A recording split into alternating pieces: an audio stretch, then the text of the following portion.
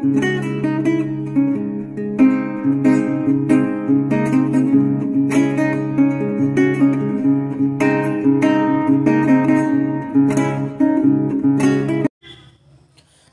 साथियों, स्वागत करते हैं आपके अपने YouTube चैनल में।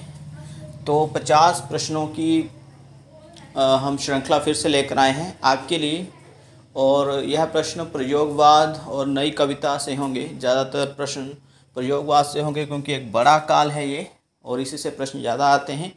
नई कविता से कम होंगे। ठीक है साथियों, तो आधुनिक काल के 2 काल ये माने जाते हैं, इनके बारे में पढ़ना शुरू करते हैं। साथ में अपना काउंटिंग करते रहिए कि 50 में से आपके कितने प्रश्न जो हैं ठीक होते हैं। हम पूछते हैं हर बार वीडियो के अंत में साथियों।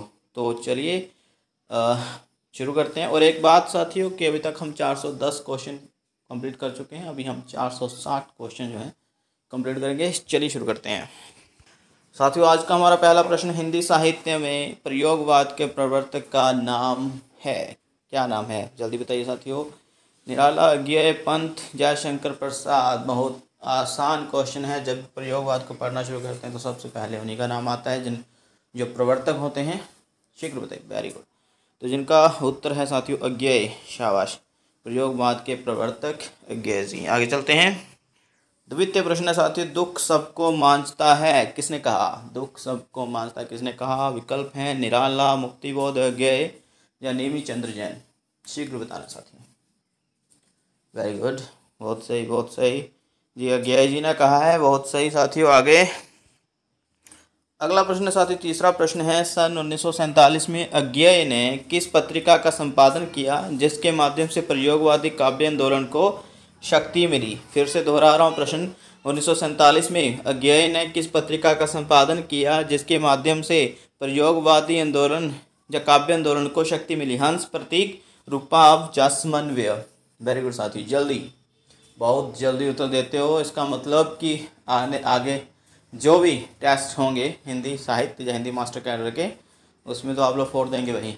बहुत सही बहुत सही बहुत सही, वेरी गुड, शाबाश। तो वीडियो को लाइक जरूर कर देना साथियों, एक रिक्वेस्ट है, लाइक जरूर करके जाइए। ठीक है। तो जी हाँ, जिनका उत्तर साथियों विकल्प 2 है, इस बी है साथियों। वेरी गुड, प्रतीक। ठीक है, प्रतीक ही वो पत्रिका थी जिससे इस प्रयोगवादी काव्य आंदोलन में शक्ति मिली। ठीक है। जैसे आगे साथियों, चतुर्थ प्रश्न है हमारे पास, धर्मवीर भारती की रचनाएं किस सप्तक में प्रकाशित हुई थी। जल्दी बताना साथियों, धर्मवीर भारती की रचनाएं किस सप्तक में प्रकाशित हुई थी। तार सप्तक, दूसरा सप्तक, तीसरा सप्तक या उपरयुक्त सभी। शीघ्र बताना है। क्या होगा सही उत्तर साथियों। Very good. तो दूसरे सप्तक के कवि थी, इसलिए ऑब्वियस है कि दूसरे सप्तक में उनकी रचनाएं प्रकाशित हुई होंगी। ठीक है। तो दूसरा सप्तक जिनका उत्तर है साथियों, वेरी गुड, बी ऑप्शन वाले, शाबाश। पांचवा प्रश्न है साथियों, समकालीन समीक्षा में अस्तित्ववादी किसे घोषित किया गया है। समकालीन समीक्षा में मतलब प्रयोगवाद के दौर में अस्तित्ववादी किसको घोषित किया गया है। अस्तित्ववाद पढ़ा है ना आपने पाश्चात्य काव्य सिद्धांत में, बहुत अच्छा टॉपिक है ये अस्तित्ववाद। अज्ञेय, नागार्जुन, निराला, मुक्तिबोध। बहुत सही और बहुत जल्दी उत्तर देते हैं, जो बहुत खुशी होती है ऐसा देखकर हमें, शाबाश। तो जी हाँ, आप लोग सही हैं। अज्ञेय बिल्कुल सही उत्तर है साथियों। ठीक है, अस्तित्ववादी रहे हैं ये, और इनकी रचनाओं में अस्तित्ववाद झलकता भी। आगे चलते हैं साथियों। तो अगला प्रश्न साथियों, प्रयोगवाद का सबसे बड़ा दोष था लोक कल्याण की उपेक्षा, नवीन के प्रति अतिशय मोह, अतिशय मतलब बहुत ज़्यादा मोह, आगे है रूढ़ियों का विरोध, या नए प्रतीकों का सर्वथा अभाव। तो प्रयोगवाद का सबसे बड़ा दोष क्या था। सबसे बड़ा दोष जिसकी बात ही नहीं हुई है प्रयोगवाद में, वो जी हाँ साथियों, जिनका विकल्प बिल्कुल सही साथियों, बहुत जल्दी उत्तर देते हो। तो जिनका विकल्प पहला है लोक कल्याण की उपेक्षा। उपेक्षा मतलब बात ही नहीं हुई, इसकी नज़रअंदाज कर दिया गया, उपेक्षित रहा ये टॉपिक। ठीक है, आगे चलते हैं, शाबाश। अगला प्रश्न साथियों 7वां, भवानी प्रसाद मिश्र की कविताओं को किस कविता में स्थान मिला। तार सप्तक, दूसरा सप्तक, तीसरा सप्तक या चौथा सप्तक, जल्दी बताना है। तार सप्तक मतलब जो प्रथम सप्तक हुआ उसको तार सप्तक बोला जाता है। तो भवानी प्रसाद मिश्र की कविताओं को किस सप्तक में स्थान मिला? तार सप्तक, दूसरा सप्तक, तीसरा सप्तक या चौथा सप्तक? शीघ्र बताइए साथियों, क्या होगा इसका उत्तर? जी हाँ साथियों, जिनका विकल्प आ रहा है दूसरा सप्तक। शाबाश। दूसरा सप्तक के पहले कवि माने जाते हैं भवानी प्रसाद मिश्र, और इनको साहित्य अकादमी पुरस्कार और भी अन्य कई प्रमुख या मुख्य पुरस्कार भी इनको मिल चुके हैं। बहुत टैलेंटेड कवि हैं। आगे चलते हैं। 8वां प्रश्न है साथियों मेरे पास। ये पंक्ति है, आह मेरा श्वास है उत्पत ध्वनियों में उमड़ आई लहू की धार, तुम कहाँ हो नारी। ये पंक्तियाँ किस कवि की हैं? मुक्तिबोध, दुष्यंत कुमार या गिरजा कुमार माथुर या अज्ञेय जी? जल्दी बताइए साथियों, क्या उत्तर होगा साथियों, जल्दी बताइए। जी हाँ, तो जिनका विकल्प साथियों आ रहा है उत्तर में डी। ठीक है, डी ऑप्शन वाले। वेरी गुड साथियों। तो अज्ञेय जी की पंक्तियां हैं जी। ओके, आगे साथियों जो प्रश्न है, ब्रह्म राक्षस नामक कविता के रचयिता का नाम क्या है? ब्रह्म राक्षस कविता के रचयिता का नाम क्या है? शीघ्र बताना है। धर्मवीर भारती, भवानी प्रसाद मिश्र, मुक्तिबोध, गिरजा कुमार माथुर। और वेरी गुड साथियों, बहुत सही और बहुत जल्दी उत्तर देते हो, शाबाश जी। इसका उत्तर मुक्तिबोध है। शीघ्र बता दिया मैंने भी इसका उत्तर, शाबाश साथियों। आगे अगला प्रश्न है साथियों, शीला पंख चमकीले किस कवित की रचना है? शीला पंख चमकीले काव्य संग्रह है। शीला पंख चमकीले, अज्ञेय, सर्वेश्वर दयाल सक्सेना या गिरजा कुमार माथुर या फिर शमशेर सिंह बहादुर? जल्दी बताइए। शीला पंख चमकीले, चारों के चारों जो रचनाकार हैं इनको साहित्य अकादमी पुरस्कार मिल चुका है। बहुत सही रचनाकार है ये, शाबाश साथियों। गिरजा कुमार माथुर जिनका उत्तर है। वेरी गुड, सी ऑप्शन वाले। 11वां प्रश्न है साथियों, इनमें से विजयदेव नारायण शाही की काव्य कृति कौन सी है? जल्दी बताइए। मछलीघर, त्रास, मृग और तृष्णा, सूर्य का स्वागत? जल्दी बताना है साथियों, कौन सी है विजयदेव नारायण शाही की काव्य कृति? शीघ्र बताइए। विजयदेव नारायण शाही की काव्य कृति कौन सी है? शीघ्र बताना है आपने, जल्दी बताइए साथियों।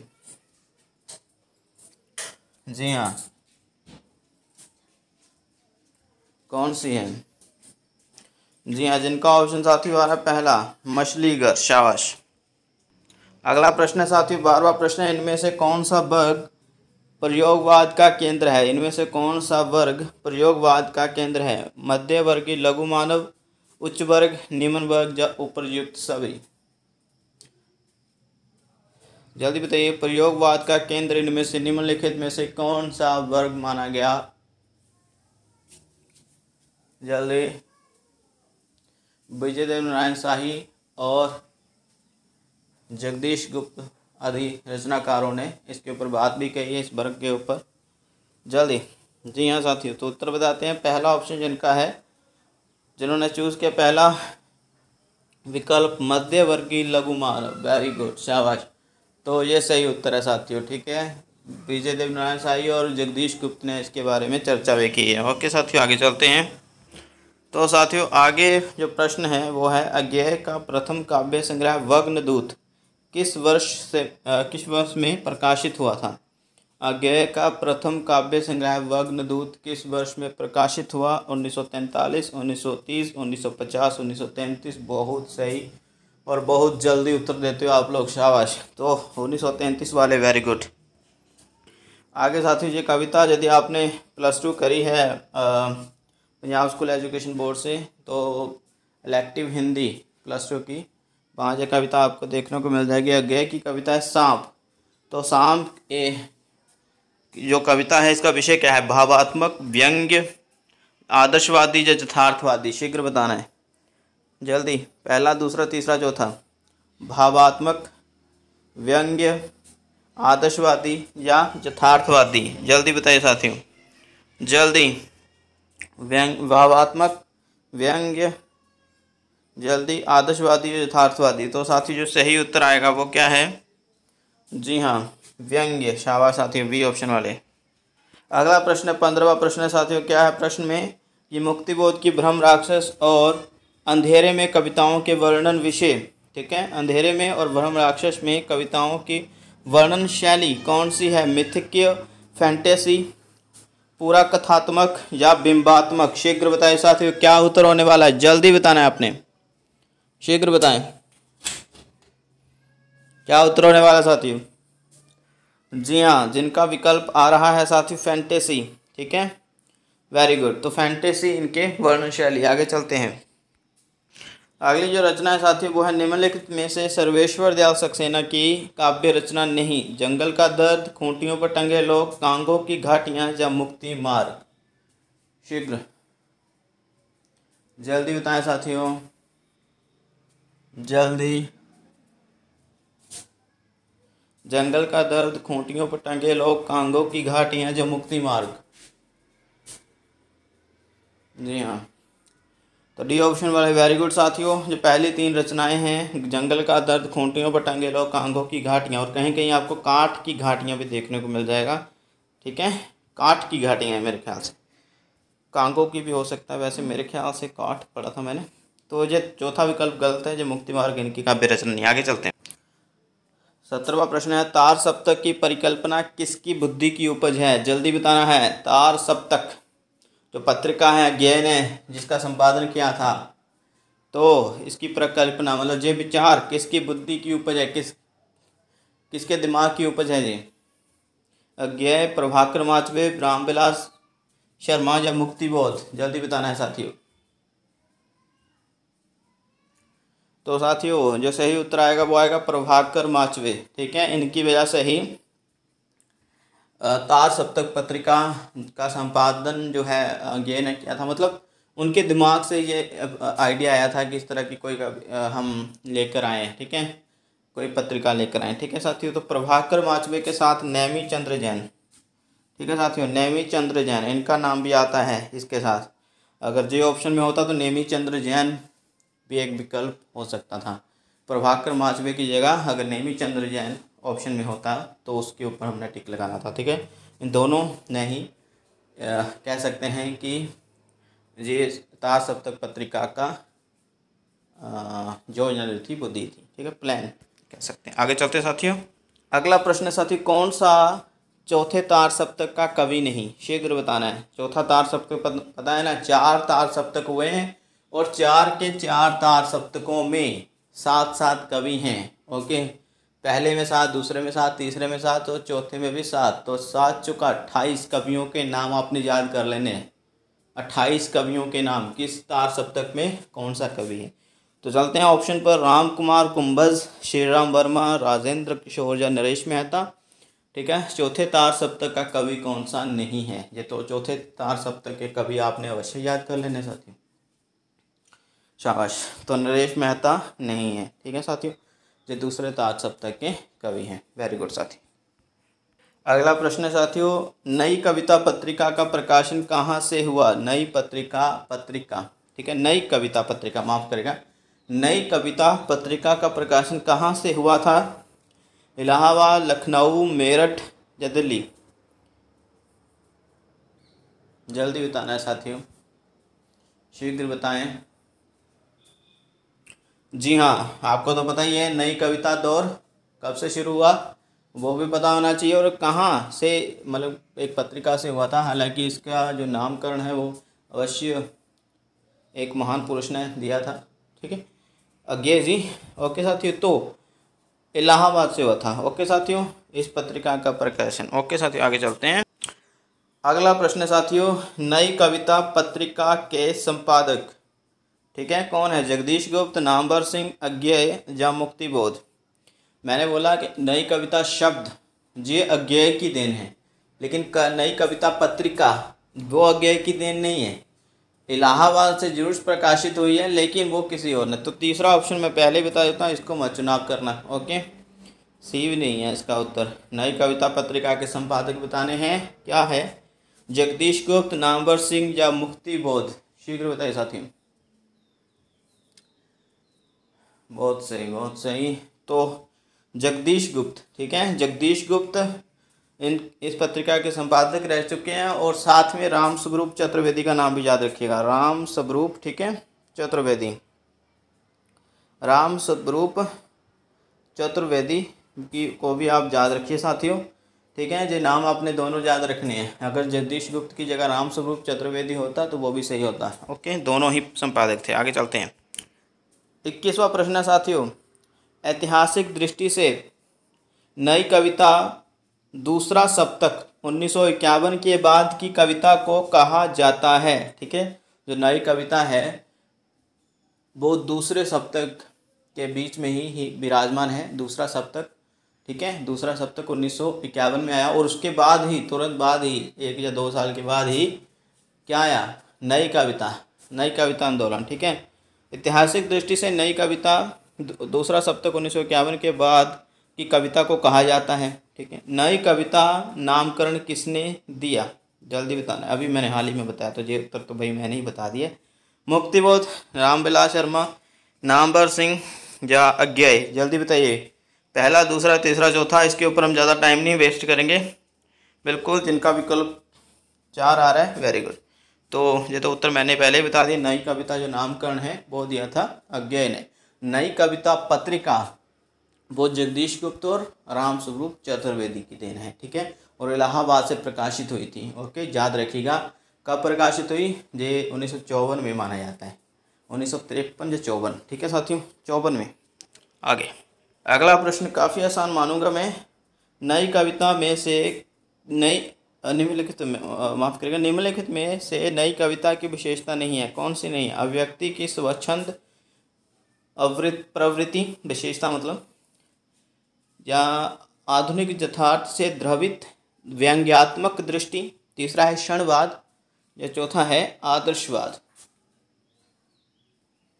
तो साथियों जिनका डी ऑप्शन आ रहा है, वेरी गुड। आदर्शवाद नहीं था, बाकी सभी प्रवृत्तियां इसमें मिलती हैं। क्षणवाद के बारे में बात हुई है, क्षणिक, ठीक है, क्षण भर ऐसे। द्रवित व्यंग्यात्मक दृष्टि की भी बात हुई है, मतलब ऐसी कविताएं रची गई। और स्वच्छंद प्रवृत्ति की तो बात हुई है। अभिव्यक्ति की स्वच्छंद प्रवृत्ति, जब भी कविताएं रची गई तो उसको कवियों ने अपने ढंग से स्वच्छंद तरीके से लिखा। आगे साथियों 23वां प्रश्न है साथियों हमारे पास, कौन सा नई कविता का कवि नहीं, कौन सा नई कविता का कवि नहीं। जगदीश गुप्त, धर्मवीर भारती, नरेश मेहता, सियाराम शरण गुप्त।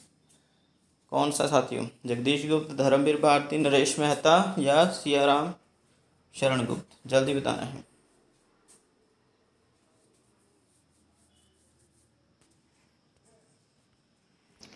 कौन सा उत्तर होगा आपके अनुसार साथियों नई कविता का, जहाँ पर प्रयोगवाद का मत समझ लीजिएगा। कौन सा नई कविता का कवि नहीं, बिल्कुल सियाराम शरण गुप्त ये नई कविता के कवि नहीं है, बाकी सब हैं। आगे साथियों मैंने बोला है कि नई कविता से हम कम ही प्रश्न लाएंगे, ज़्यादा बड़ा प्रयोगवाद है तो उसके बारे में बात ज़्यादा करेंगे। कौन सी रचना नरेश मेहता की नहीं, जल्दी बताइए। 24वां प्रश्न, कौन सी रचना नरेश मेहता की नहीं। वन पंक्ति सुनो, बोलने दो चीड़ को, कनुप्रिया या उत्सव, शीघ्र बताना साथियों क्या होगा सही उत्तर। शाबाश। तो सही उत्तर होगा साथियों यहाँ पर कनुप्रिया, ठीक है। और ये रचना इनकी नहीं है, नरेश मेहता की। साथियों आगे चलते हैं। तो साथियों 25वां प्रश्न है, नई कविता की कालावधि। कालावधि नहीं कहेंगे, मतलब कब समय माना गया नई कविता का, ठीक है। 1953, 1951, 1950, 1949, जल्दी बताइए नई कविता का समय काल या सीमा। जी हाँ साथियों, पहला ऑप्शन जिनका आ रहा है 1953, वेरी गुड, याद रखना है आपने, ठीक है। जो प्रयोगवाद के कवि थे वही नई कविता के कवि भी माने जाते हैं। ओके, आगे चलते हैं साथियों। तो साथियों इस तरह हमारे 25 प्रश्न अभी तक कंप्लीट हो चुके हैं। अभी हम अगले 25 प्रश्न जो हैं आपके लिए लेकर आए हैं। टोटल 50 प्रश्न है, जैसे कि मैंने वीडियो के शुरू में ही बताया था। और अभी 26वां प्रश्न शुरू करेंगे। और पीडीएफ में पहला लिखा है तो पीडीएफ के हिसाब से पहला और वीडियो के हिसाब से 26वां। तो यह प्रश्न भी काफ़ी इम्पोर्टेंट है साथियों। मैं प्रयत्न करूंगा कि आपको स्पष्ट रूप से दिखाई दे जाए। ठीक है, तो शुरू करते हैं। क्या है प्रश्न, वो पढ़ लेते हैं साथियों। प्रयोगवादी काव्य धारा का प्रारंभ किस सप्तक से होता है? किस सप्तक से होता है साथियों, जल्दी बताइए। तार सप्तक, दूसरा सप्तक, तीसरा सप्तक या चौथा सप्तक? जिनका विकल्प साथियों आ रहा है पहला। ठीक है, पहला विकल्प तार सप्तक से होता है। ठीक है साथियों, आगे आशा करता हूँ आपको स्पष्ट रूप से दिखाई दे रहा होगा। तार सप्तक का प्रकाशन वर्ष क्या है, जल्दी बताइए। तार सप्तक का प्रकाशन वर्ष क्या है? 1943, 1947, 1951, 1940? जल्दी बताना है साथियों आपने। तार सप्तक का प्रकाशन वर्ष। बहुत सही, बहुत सही और बहुत जल्दी उत्तर देते हो। बार बार बोलता हूँ इस बात को, इसका मतलब है कि आपकी तैयारी बहुत ज़बरदस्त चल रही है। ठीक है, तो बहुत सही साथियों, 1943 ईस्वी, सही। अगला प्रश्न साथियों, हरे घास पर क्षण भर शीर्षक काव्य संकलन के रचयिता। तो इस काव्य संकलन के रचयिता कौन है? अगर आपको ऑप्शन नहीं दिखाई दे रहे हैं तो बड़ा कर देता हूँ भाई। दिनकर, निराला, अज्ञेय या पंत? ठीक है, तो हरी घास पर क्षण भर जो काव्य संग्रह है वह किसका है? शीघ्र प्रयत्न करें इसका उत्तर देने का साथियों, जल्दी करें। जी हाँ साथियों, ये अज्ञेय जी का है। शाबाश साथियों, बहुत सही। अगला प्रश्न साथियों, 30वां प्रश्न, और वीडियो या पीडीएफ के हिसाब से 5वां कह सकते हैं, वीडियो के हिसाब से तीसरा। कौन सा काव्य संग्रह अज्ञेय का नहीं है? 30वां प्रश्न है अभी ये। कौन सा काव्य संग्रह अज्ञेय का नहीं है? ऑप्शन बड़े कर देता हूँ। हरी घास पर क्षण भर, अरि ओ करुणामय प्रभा, सीढ़ियों पर धूप में, या फिर आंगन के पार द्वार? बहुत सही साथी, बहुत जल्दी उत्तर देते हो, शाबाश। तो सी ऑप्शन विकल्प वाले, वेरी गुड साथियों। सीढ़ियों पर धूप जो इनकी नहीं है। आगे चलते हैं। अगला प्रश्न साथियों, अज्ञेय की असाध्य वीणा किस प्रकार की काव्य कृति है? किस प्रकार की काव्य कृति है, जल्दी बताइए। विकल्प थोड़ा सा बड़े कर देता हूँ आपके लिए। खंड काव्य है, असाध्य वीणा, क्या विशेषता है उसकी, प्रबंध काव्य है, महाकाव्य है, या लंबी कविता है? जल्दी बताइए साथी, कौन सा विकल्प आपके अनुसार सही होने वाला है? जी हाँ, ये प्रश्न काफ़ी बार नेट की परीक्षा में पूछा जा चुका है, तो लंबी कविता है ये। ठीक है साथियों, आगे चलते हैं। अगला प्रश्न साथियों कि प्रयोगवाद को पुष्ट करने वाली कविता थी, माफ़ करिएगा पत्रिका थी। प्रयोगवाद को पुष्ट करने वाली पत्रिका थी, कौन थी भाई? सरस्वती, विशाल भारत, या प्रतीक, या हंस? जल्दी बताइए। सरस्वती पत्रिका का प्रयोगवाद से कोई संबंध नहीं है। विशाल भारत, प्रतीक या हंस, कौन सी साथियों? जिनका विकल्प साथियों आ रहा है प्रयोगवाद को पुष्ट करने वाली पत्रिका थी, तो वो साथियों प्रतीक 1947 में अज्ञेय ने इसका प्रकाशन किया था, माफ़ करिएगा इसका संपादन किया था। और तदुपरांत ये प्रयोगवाद का जो काव्य आंदोलन था वो और ज़्यादा प्रफुल्लित हुआ था, उसको शक्ति मिली थी, जैसे कि हमने पिछले प्रश्न में पढ़ा भी था। एक प्रश्न हमने पढ़ा है इसके रिगार्डिंग। आगे चलते हैं। अगला प्रश्न साथियों, प्रयोगवाद की कालावधि क्या है? प्रयोगवाद की कालावधि 1940, 1950, 1943, 1953, 1947, 1953, या इनमें से कोई नहीं? क्या साथियों प्रयोगवाद की कालावधि, क्या विकल्प होगा? तो साथियों बी ऑप्शन वाले, वेरी गुड। ठीक है, अभी पूछेंगे कई लोग कि क्यों ऐसा उत्तर दे रहे हैं, तो 1943 से लेकर 1953 तक हम मान सकते हैं कि 1953 में तो नई कविता आंदोलन भी छिड़ा था। ठीक है साथियों, तो 1943, 1953, फिर उसके बाद नई कविता का दौर भी चला थोड़ी देर, 1-2 साल। ओके, और ये जो है वो समय माना गया है। लेकिन ये मत समझ लेना कि उसके बाद तीसरा सप्तक है तो चौथा सप्तक है उसको प्रयोगवाद में ही गिनना है। हालांकि वो अज्ञेय नहीं उसका संपादन किया, लेकिन उसमें प्रयोगवाद, नए प्रयोग, ऐसी कोई बात नहीं थी। ठीक है, तार सप्तक नाम जरूर रखा गया आगे के सप्तकों का। ओके साथियों, ये याद रखना है। 10 साल चला आगे। हिंदी में प्रयोगवाद के जनक माने जाते हैं। प्रश्न फिर से पढ़ लीजिए। हिंदी में प्रयोगवाद के जनक माने जाते हैं कौन? गिरजा कुमार माथुर, अज्ञेय, धर्मवीर भारती, या फिर जगदीश गुप्त? जल्दी बताइए साथियों, प्रयोगवाद के जनक। ध्यान से उत्तर दीजिएगा इस प्रश्न का। यह नहीं पूछा है कि प्रयोगवाद शब्द किसने दिया, यह पूछा है कि प्रयोगवाद के जनक कौन माने जाते हैं। जी हाँ, वेरी गुड। तो साथियों बी ऑप्शन वाले शाबाश साथियों, अज्ञेय, अज्ञेय ही इसके जनक माने जाते हैं। ओके, अगला प्रश्न है साथियों, अगला प्रश्न कुछ इस तरह से है, प्रयोगवाद शब्द का प्रयोग सबसे पहले किसने किया था। प्रयोगवाद शब्द का प्रयोग, प्रयोगवाद शब्द किसने दिया है हिंदी साहित्य में, यह बताइए। अज्ञेय, नंदुलारे वाजपेयी, नामवर सिंह, धर्मवीर भारती। साथियों बहुत सही और बहुत जल्दी उत्तर देते हो। यह सबूत है इस बात का कि आप लोग तैयारी करते हो और आपने पढ़ा है। अभी तो देर है पोस्टें आने की, बस पोस्टें आ जाएं और आप लोग जल्दी से सेट हो जाओ भाई, अपने अपने प्लेसेस पर सेवा करिए हिंदी की, हिंदी भाषा की। जल्दी बताइए इसका उत्तर। वेरी गुड, बहुत सही साथियों, नंद दुलारे वाजपेयी ने दिया है प्रयोगवाद शब्द। ठीक है, नंद दुलारे वाजपेयी ने दिया है। और ये बात हमेशा याद रखना कि प्रयोगवाद शब्द के विरोध में थे अज्ञेय जी। वो नहीं चाहते थे कि इस बात को, इस समय को प्रयोगवाद नाम दिया जाए। ठीक है साथियों, आगे चलते हैं।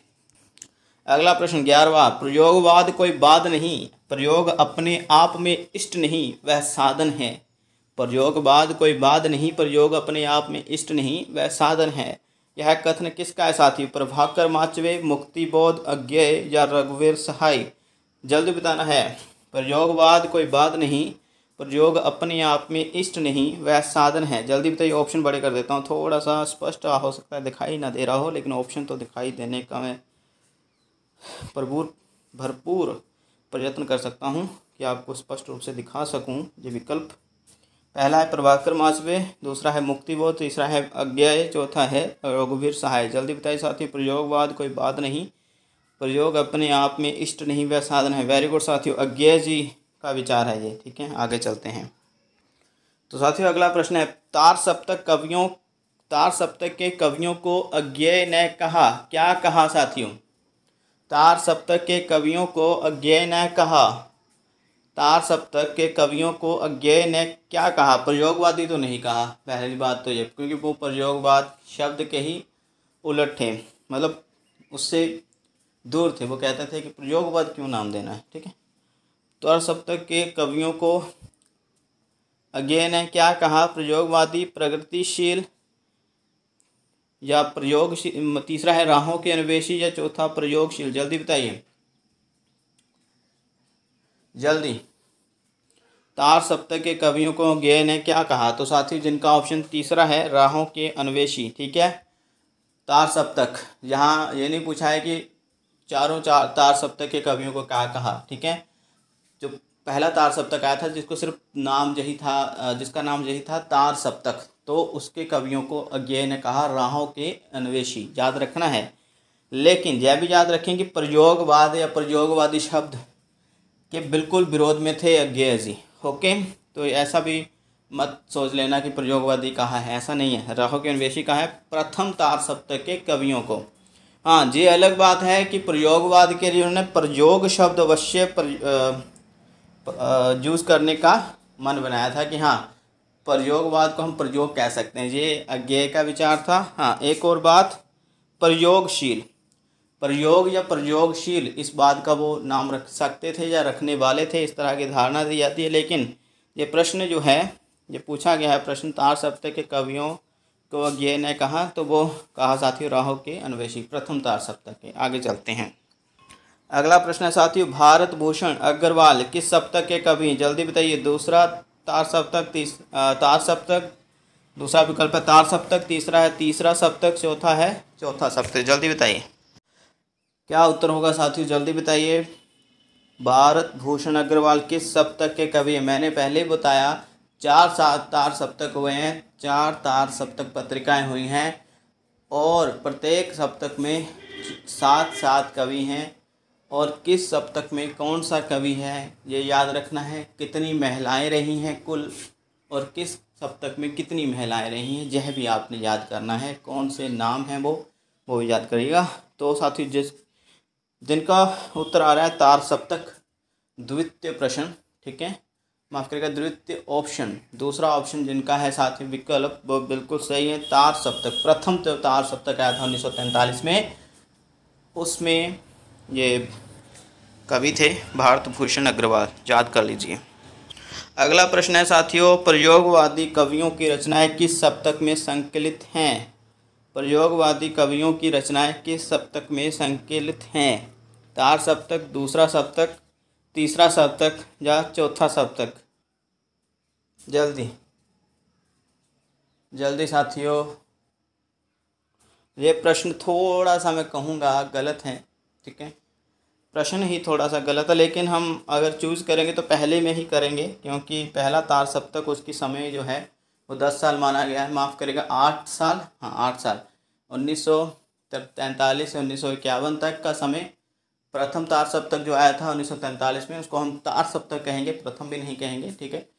तो साथियों तार सप्तक प्रयोगवाद, ठीक है, उसके बाद फिर जो दूसरा तार सप्तक आया था उसके बाद नई कविता का दौर चल पड़ा था, तो इसलिए हम पहला ही ऑप्शन तय करेंगे। ओके, आगे। तो साथियों क्या उत्तर होगा? घोर अहमनिष्ठ व्यक्तिवाद किस विचारधारा या काव्य धारा की प्रवृत्ति है? काव्य धारा बोलेंगे, विचारधारा नहीं। घोर अहमनिष्ठ व्यक्तिवाद किस काव्यधारा की प्रवृत्ति है, विशेषता है? विकल्प देख लीजिए, प्रगतिवाद, प्रयोगवाद, नई कविता या समकालीन कविता? जल्दी बताइए। घोर अहमनिष्ठ व्यक्तिवाद किस काव्यधारा की प्रवृत्ति है? जल्दी बताइएगा। जी हाँ साथियों, वेरी गुड। तो ये प्रयोगवाद आएगा इसका, ठीक है, ये इस वाद की विशेषता है, प्रवृत्ति। आगे चलते हैं। अगला प्रश्न है 70वां PDF से, ठीक है, PDF के हिसाब से चौथा सप्तक में सम्मिलित कवयित्री हैं। चौथा सप्तक जो आया था साथियों उसमें कौन सी कवयित्री सम्मिलित हैं? कुंतला माथुर, मणिका मोहिनी, सुमन राजे या कीर्ति चौधरी? विकल्प थोड़े से बड़े कर देता हूँ। कौन सी इनमें से चौथे सप्तक की कवयित्री हैं? कुंतला माथुर, मणिका मोहिनी, सुमन राजे या कीर्ति चौधरी? तो साथियों जिनका ऑप्शन सी आ रहा है, वेरी गुड, सुमन राजे, ठीक है, ओके। अगला प्रश्न है साथियों, ठंडा लोहा रचना के रचयिता कौन है भैया? ठंडा लोहा रचना के रचयिता कौन है? ठंडा लोहा रचना के रचयिता शीघ्र बताइए। जी हाँ, वेरी गुड। तो इसका जो सही उत्तर है वो आएगा साथियों हमारा धर्मवीर भारती, ठीक है, बहुत सही रचनाकार हैं। इनका अंधा युग भी पढ़िएगा। ठंडा लोहा तो है ही इम्पोर्टेंट, कनुप्रिया, 7 गीत वर्ष, इस तरह से इनकी रचनाएं बहुत इम्पोर्टेंट है। आगे ये प्रश्न रिपीट कर गया है, आज की वीडियो में तो नहीं लाए थे, लेकिन जो पीछे हम प्रश्न श्रृंखला लाए थे शुरू में सबसे पहले, वो उसमें हमने जो प्रश्न पूछा था, प्रयोगवाद का बैठे ठाले का धंधा किसने कहा है? प्रयोगवाद को बैठे ठाले का धंधा किसने कहा है? शीघ्र बताइए। नंदुलारे वाजपेयी, नामवर सिंह, आचार्य शुक्ल या विजयदेव नारायण शाही? तो प्रश्न है ऊपर 19वां PDF के अकॉर्डिंग कि प्रयोगवाद को बैठे ठाले का धंधा किसने कहा है? शीघ्र बताइए साथियों। नंदुलारे वाजपेयी, नामवर सिंह, आचार्य शुक्ल या विजयदेव नारायण शाही? क्या उत्तर होने वाला है? जी हाँ, तो नंदुलारे वाजपेयी, ठीक है, इन्होंने कहा था प्रयोगवाद को ऐसे। अगला प्रश्न है साथियों 20वां प्रश्न है, रहस्य पुरुष का बिंब मुक्तिबोध की किस कविता में है? रहस्य पुरुष का बिंब, जल्दी बताना है साथियों।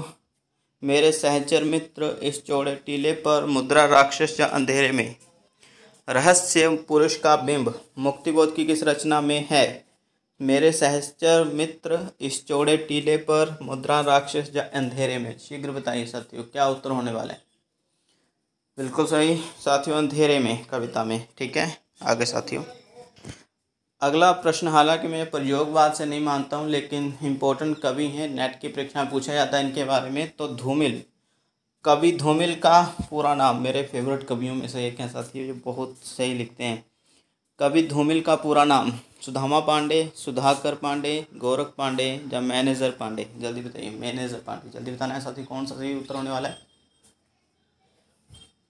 बहुत सही, सुदामा पांडे धूमिल। जनता एक ऐसी भेड़ है जो दूसरों की ठंड के लिए अपनी पीठ पर उनकी फसल ढो रही है। जिनकी ही पंक्ति है, और भी बहुत सारी पंक्तियाँ इनकी हैं जो मुझे अभी कंठस्थ हैं, सुनाने को सुना सकता हूँ, लेकिन टाइम ज़्यादा हो जाएगा साथियों। लेकिन बहुत क्रांतिकारी सोच रखते हैं और सत्ता से टक्कर लेने का मादा रखते हैं। मैं इसलिए इनको बहुत पसंद करता हूँ ऐसे कवियों को। कवि धूमिल का पूरा नाम सुदामा पांडे धूमिल। आगे चलते हैं साथियों, अगला प्रश्न है हमारे पास, कौन सी रचना अरुण कमल की है? जल्दी बताइए, कौन सी रचना अरुण कमल की है? जल्दी बताना है। चांद का मुंह टेढ़ा है, मगध या सागर मुद्रा? शीघ्र बताइए जल्दी, कौन सी रचना अरुण कमल की है? मेरा नाम भी अरुण है साथियों। तो अरुण कमल बहुत सही लेखक हैं, ये भी साहित्य अकादमी पुरस्कार से अलंकृत हैं। तो जो साथियों चतुर्थ जिनका ऑप्शन आ रहा है, वेरी गुड, अपनी केवल धार सबूत नए इलाके में, इस तरह से इनकी रचना है। ठीक है, मतलब रचनाएं हैं ये 4-5 ही इनके काव्य संग्रह मिलते, ज़्यादा नहीं है, लेकिन अपनी केवल धार ये इनका काव्य संग्रह है। ओके, बहुत इंपॉर्टेंट है साथियों, इनको याद करना है। ओके, अगला प्रश्न, गिरजा कुमार माथुर की कृति नहीं, कौन सी नहीं है? नाश और निर्माण, धूप के दान, चांद का मुंह टेढ़ा है, पृथ्वी कल्प? कौन सी नहीं है साथी, जल्दी बताना है। नाश और निर्माण, धूप के दान, चांद का मुंह टेढ़ा है, पृथ्वी कल्प। तो साथी तीसरा, चांद का मुंह टेढ़ा है, यह तो मुक्ति बोध की है, तो साथियों यह नहीं है इनकी। वेरी गुड साथियों, सी ऑप्शन वाले, वेरी गुड। अगला प्रश्न साथियों, नाटक जारी है किस विधा की रचना है? उपन्यास, कविता, नाटक या एकांकी? जल्दी बताइए, शीघ्र बताइए साथियों, क्या है इसका उत्तर? नाटक जारी है किस विधा की रचना है? उपन्यास, कविता, नाटक या एकांकी? अब बहुत सारे लोग सोच रहे होंगे नाटक जारी है, ये कविता होगी या नहीं, ये नाटक होगा या नहीं। तो साथियों नाटक जारी है, ये नाटक नहीं है। ठीक है, ना ही उपन्यास है, ना ही एकांकी है, यह कविता संग्रह है। ठीक है, काव्य संग्रह है। किसका है? लीलाधर जागुड़ी का है। लीलाधर जागुड़ी बहुत बड़ा नाम है हिंदी साहित्य में, और इनको साहित्य अकादमी पुरस्कार से भी अलंकृत किया जा चुका है, तो इनके बारे में पढ़ना है। जो नेट लेवल का प्रश्न मैं बोलूँगा। ठीक है, आगे चलते हैं। अगला प्रश्न आज की हमारी वीडियो का सबसे अंतिम प्रश्न है, जो तीन ही विकल्प हैं साथियों, और तीसरा जो विकल्प है थोड़ा सा नीचे चला गया है PDF के, तो माफ़ करना। लेकिन प्रश्न इस प्रकार से, शंभुकबद्ध के रचनाकार हैं। शंभुकबद्ध, धर्मवीर भारती, जगदीश गुप्त, भारत भूषण अग्रवाल? कौन है साथी तीनों में से? और ये भी मैं UGC नेट के लेवल का प्रश्न मानूंगा, जिन्होंने नेट की परीक्षा देनी उनके लिए भी हम प्रश्न श्रृंखला यही बना रहे हैं साथियों। तो शंभुकबद्ध किसकी रचना है? तो साथियों जो सही उत्तर है बताइए क्या है? धर्मवीर भारती, जगदीश गुप्त, भारत भूषण अग्रवाल। तीसरा विकल्प थोड़ा सा नीचे चला गया, जल्दी बताइए साथियों। जी हाँ, तो जगदीश गुप्त। ठीक है, जो एक लघु काव्य भी माना जाता है इनका। तो शंभुकबद्ध याद कर लीजिए, इनकी रचना है, जो UGC नेट के लेवल का प्रश्न मानूंगा। तो ये रहे साथियों 50 प्रश्न, 25 पहले वाली PDF से बताया और ये वाले 25 तो नई कविता के कुछ प्रश्न थे, ज़्यादातर प्रयोगवाद के थे साथियों। ओके, तो इस वीडियो में साथियों इतना ही। हाँ, जल्दी से स्कोर बता दीजिए साथियों। अभी नई पोस्टों के आने की संभावना भी बहुत जल्द दिख रही है, क्योंकि लिस्टें आना बहुत जल्दी शुरू हो चुका है। जो भी मास्टर कैडर चल रहा है, मैथ, साइंस, इंग्लिश, लिस्टें आना शुरू हो चुका है। लेक्चरर कैडर भर्ती भी जल्दी समाप्त हो जाएगी, और उसके उपरांत जो है अगस्त के पहले हफ्ते या दूसरे हफ्ते माना जा रहा है कि नया नोटिफिकेशन पोस्टों का आ सकता है। ओके, रूल भी यही कहता है कि जो मास्टर कैडर है उसको समाप्त किया जाए, फिर उसके बाद नई भर्ती कंप्लीट की जाए, नई भर्ती शुरू की जाए, माफ़ करिएगा, ऐसा है। तो वेरी गुड साथी, बहुत सही रहा आज का आपका ये क्लास।